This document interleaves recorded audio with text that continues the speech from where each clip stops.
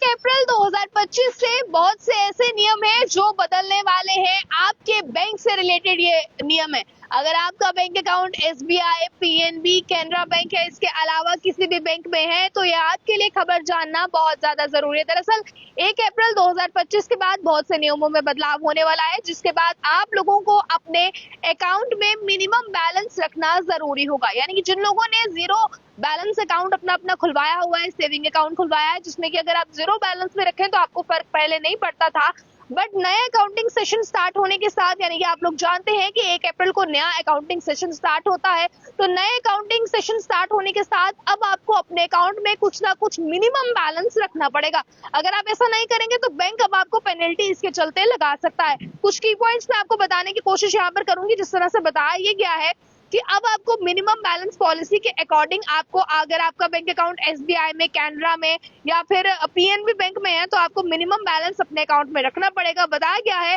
कि 1 अप्रैल से लेकर अब हायर मिनिमम बैलेंस आप लोगों को अपने सेविंग अकाउंट्स में मेंटेन करना होगा। हालांकि पहला आपको ऐसा नहीं करना होता था। अब बताया गया है कि minimum balance required in account में vary depending on the types of accounting, geographical locations like urban, semi urban और रूरल। जिस भी एरिया से ताल्लुकात आप रखते हैं, इस चीज को जान लीजिए। उसके साथ ही साथ बताया गया है customer succeed in doing so they may face penalties, यानी कि आपको पेनाल्टीज पड़ सकती हैं अगर आप इन चीजों को जो है वो नहीं देखते हैं, यानी कि आप अपना मिनिमम बैलेंस नहीं रखते हैं, जीरो बैलेंस पर चले जाते हैं। तो हो सकता है कि जब आप अपने अकाउंट में पैसे ट्रांसफर कराएं, अगर आसान भाषा में आपको समझाऊं तो जब आप अपने अकाउंट कर रहे हैं तो ये जेन्युइन सी बात आप लोग समझते हैं कि आपके पैसे जो है वो कट जाते हैं।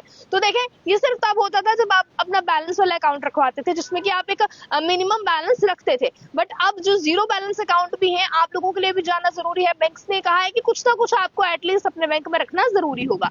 तो ये जितने भी लोग इसके चलते एसबीआई में है, यानी कि स्टेट बैंक ऑफ इंडिया में है, इनके लिए भी जरूरी जानकारी है। एटीएम चार्जेस जो है वो रिवाइज कर दिए जाएंगे। आप लोगों को ये चीज जानना जरूरी है कि एटीएम अगर पैसा निकलवाएंगे तो इसके लिए चार्जेस जो रिवाइज किए गए हैं इस पर गौर डाल लेते हैं। तो मैं आपको बताऊं, बताया गया है ये पॉलिसी भी जो है वो 1 अप्रैल 2025 के बाद चेंज होने वाली है।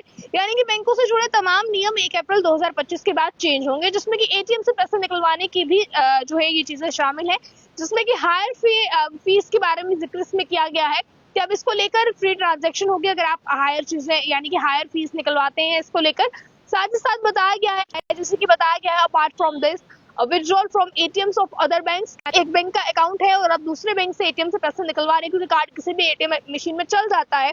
बट अगर आप ऐसा कर रहे हैं तो 3 टाइम्स तक आप लोग ये चीज कर सकते हैं। और उसके बाद if this is done more than this, यानी कि अगर 3 बार से ज्यादा होता है, and additional charges of 20 to 25 rupees may be live, यानी कि आपसे 20 से 25 रुपए पर ट्रांजेक्शन के अकॉर्डिंग करते हैं अदर मशीनरी में। इसी के साथ आप इंटरेस्ट रेट भी चेंज होने की बात की गई है।